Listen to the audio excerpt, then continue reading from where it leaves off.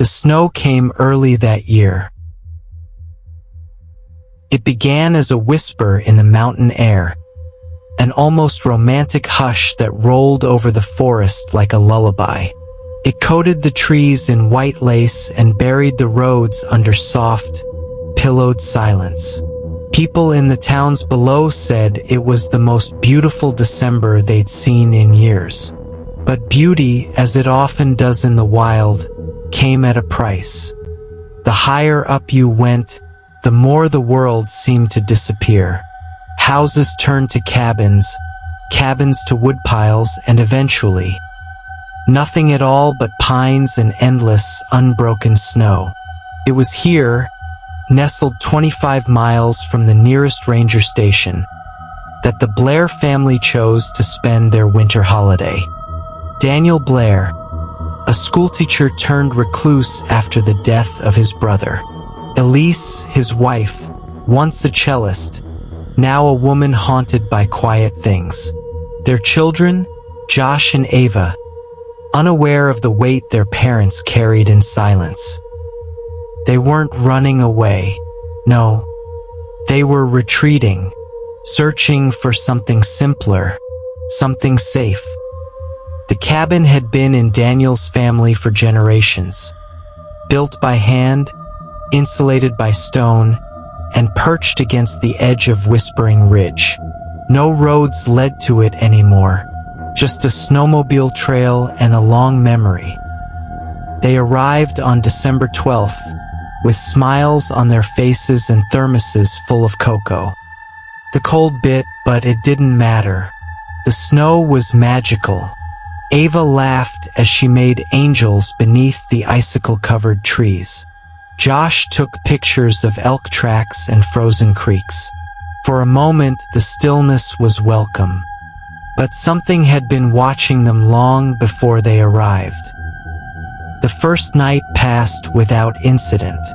The fire was warm, the food simple. They played board games by lantern light. They said they wanted to disconnect. But nature has a way of reminding us that we're never truly alone. That night, as the others slept, Elise stood at the window. She didn't know why she'd woken, just that something had stirred her. A strange sound, like the scraping of nails across frozen bark. She peered into the night, fogging the glass with her breath. Snow, only snow. Yet there was a shape, faint, almost imagined, at the edge of the treeline. A tall silhouette, too narrow to be a bear, too still to be human. And then it was gone. She told no one, not the next morning, not when Ava said she dreamed of a tall man made of snow, not when Josh mentioned he found claw marks on the woodshed, 3 slashes parallel, deep. No one wanted to break the silence they'd fought so hard to find. But the silence was breaking itself. On the third day, the snow thickened, fell in sheets hard and fast. Visibility dropped to inches. They lost power. The generator failed. The road was buried. They were trapped. Daniel insisted they'd be fine. He said storms like this were common in the mountains. They had firewood, food, water, but the storm wasn't the problem. The storm was the signal. That night, Elise heard Ava speaking in her sleep. "Don't let it in," the child whispered. And later, "I'm already cold." They checked on her. She was fine, sleeping soundly. But outside the cabin, buried beneath fresh snow, something had walked in circles around the house. The prints were large, deep, but they weren't made by any boot. They weren't human. Daniel found the old journal the next day. It had been tucked in the cellar, wrapped in oilskin, buried beneath crates of nails and rusted tools. The cover was leather, worn, blackened by years of cold.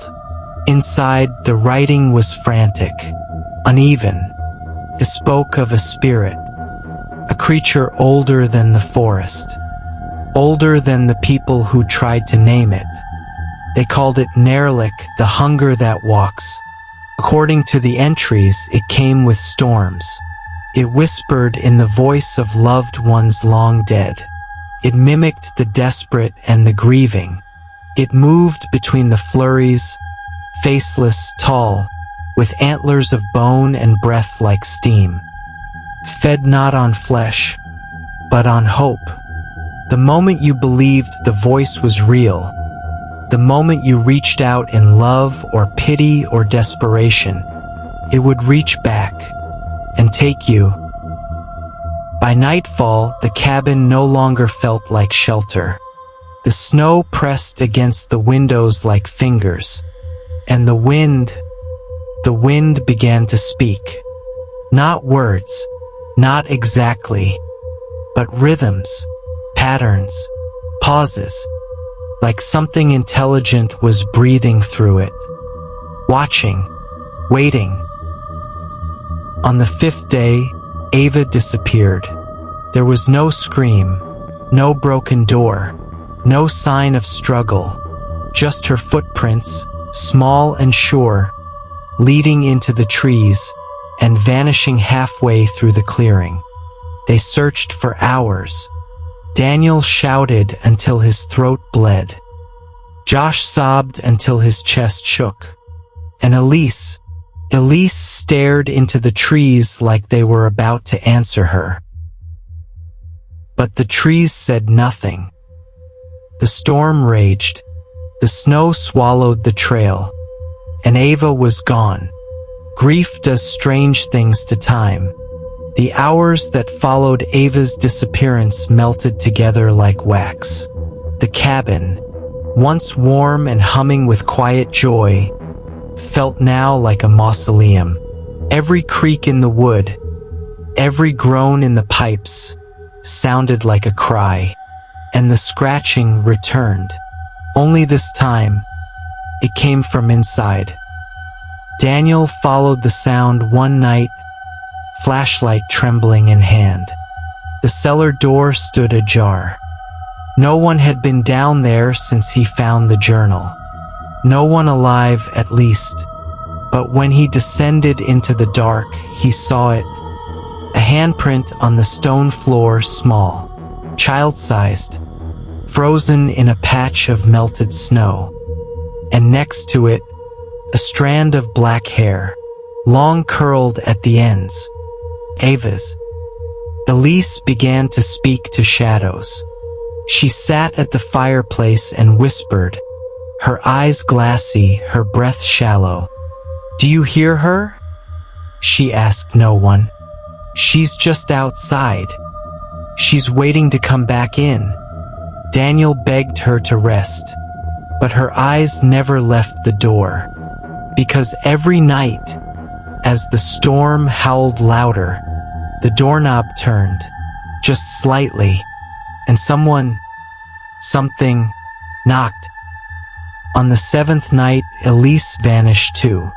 There was no blood, no broken windows, only her footprints following Ava's into the woods. And a note left by the hearth, in her handwriting. "She's cold. She's crying. A mother never abandons her child." And beneath it, scratched into the floorboards, 3 long, deep claw marks.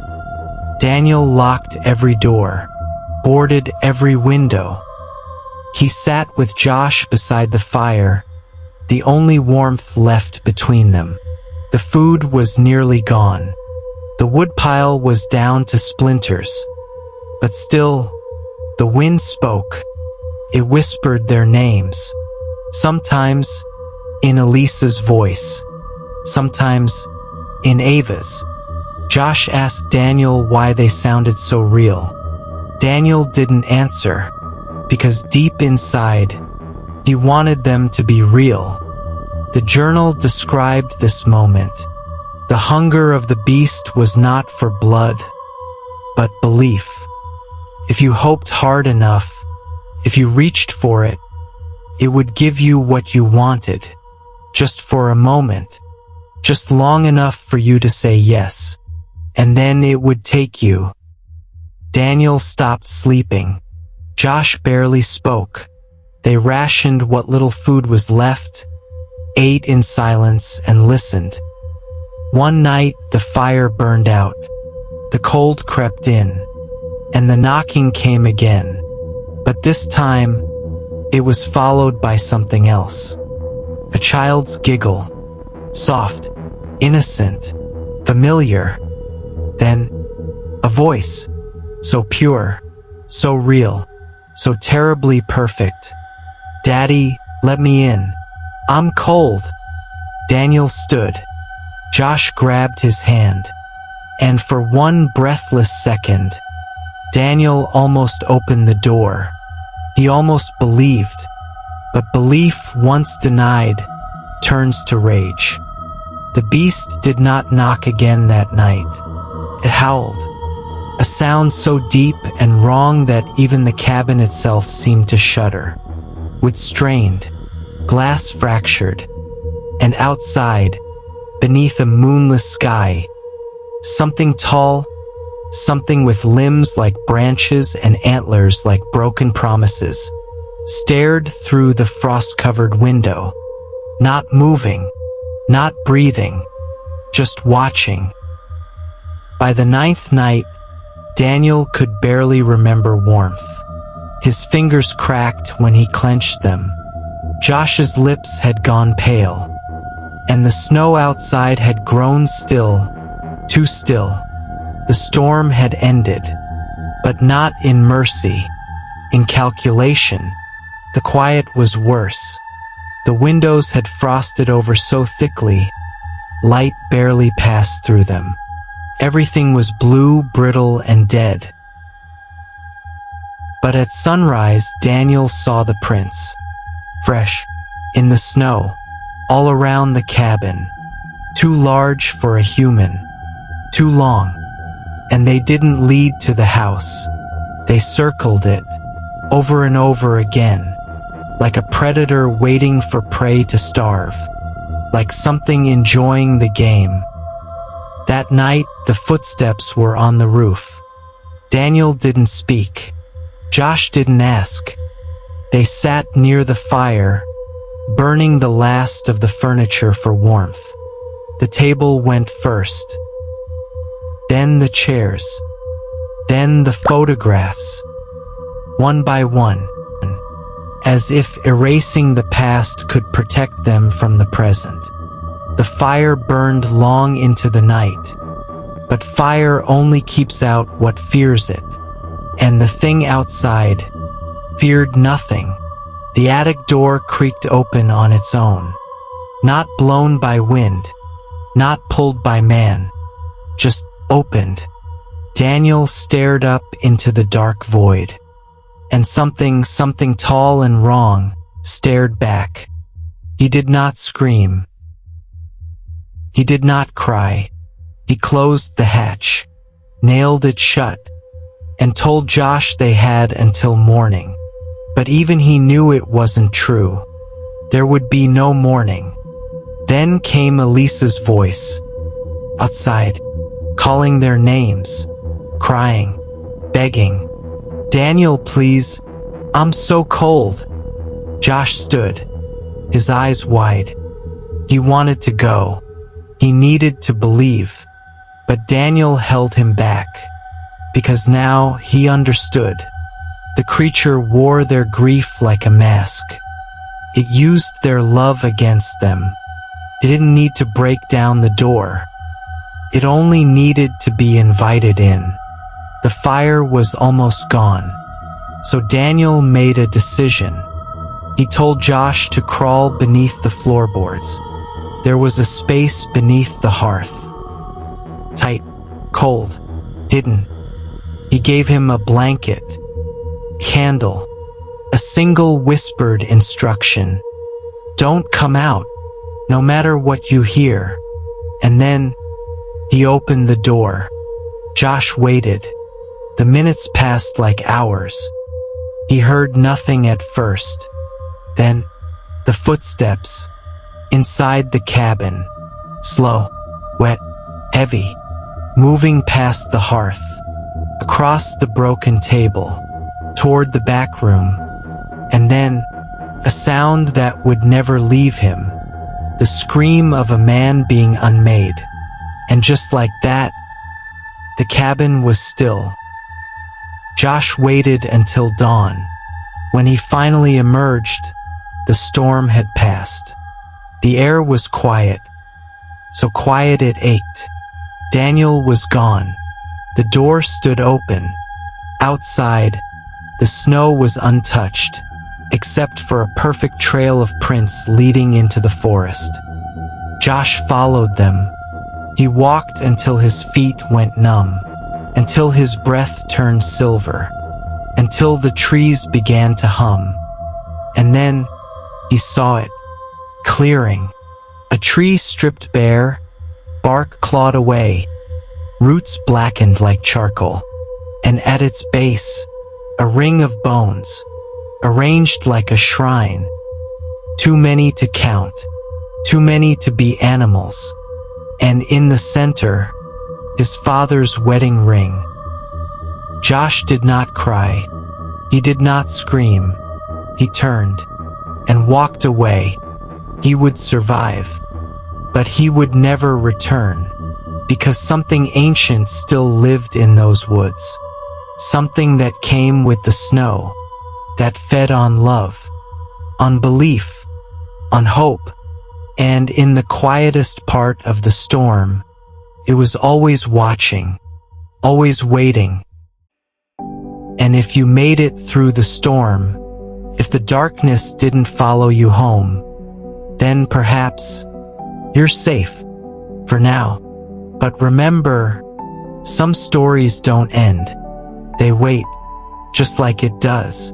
If you want more tales like this one, stories that blur the line between myth and nightmare, subscribe and stay close to the fire.